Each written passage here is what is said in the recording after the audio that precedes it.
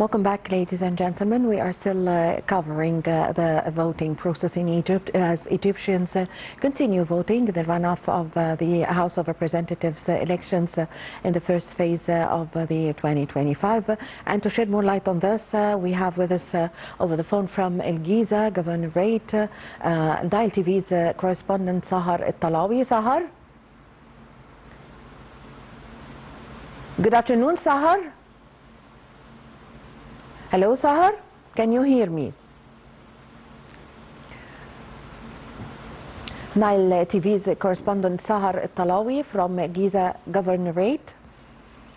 Until Sahar calls us, we can shed more light on the process of the elections that are taking place in Egypt. The Egyptians have continued their voting process in the first phase, the rerun of the first phase. The head of the administrative authority of the National Election Authority, Councillor Ahmed Ben Dari, said that the voting process in the second day of the rerun for the first phase of the parliamentary elections were going on very smoothly. Well, to shed more light on this, we have with us over the live from Giza Governorate, Nile TV's correspondent Sahar Talawy. Sahar? Yes. Phono? Yes. Over hello, the phone, Sahar? Aman. Yes, Sahar. Yes. Yes, Aman, I'm reporting from the Giza Governorate. The polling stations have begun receiving the voters through the phone to participate in the second round of the first phase of the House of Representatives, held across 19 electoral constituencies in 7 governorates. The runoff of the parliamentary election takes for 70 candidates competing for 35 seats in the House of Representatives across 1,694 polling stations. The electoral process is supervised by the judges from the judicial authority took place over 2 consecutive days, and this is the second day. It's being monitored by several civil society organizations as well as the local and international media outlets. And also, Amal, in order to ensure the availability of all materials required for the smooth conduct of the vote, including the ballots, the papers, documents, officials, records, and the counsellors from the state and the lawsuit authority and the administrative prosecution authority, who are responsible for the supervision. And took the possession of the polling stations in the early hours of the morning. To you, Aman. Yes, Sahar, also give us an idea about the turnout and the facilitations provided for the voters to cast their ballot.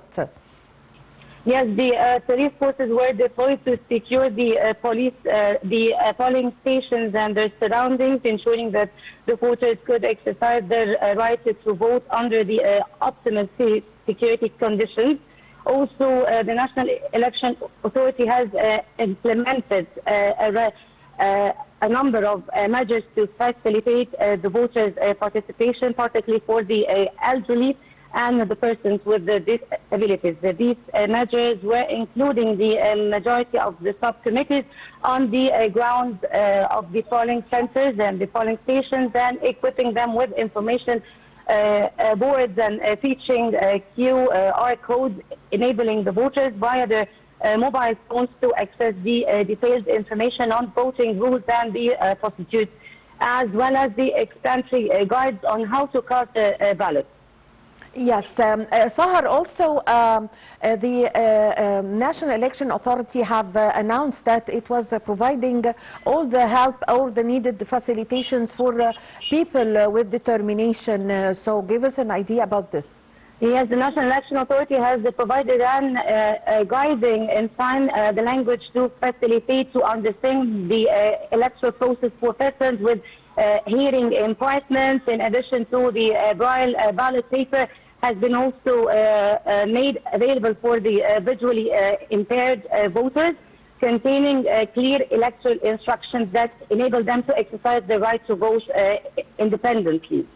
Yes, thank you very much, Sahar Talawy, Nile TV's correspondent from Giza Governorate, updating us on the latest concerning the casting ballots for the Egyptians in the first phase rerun and the run off of the first phase.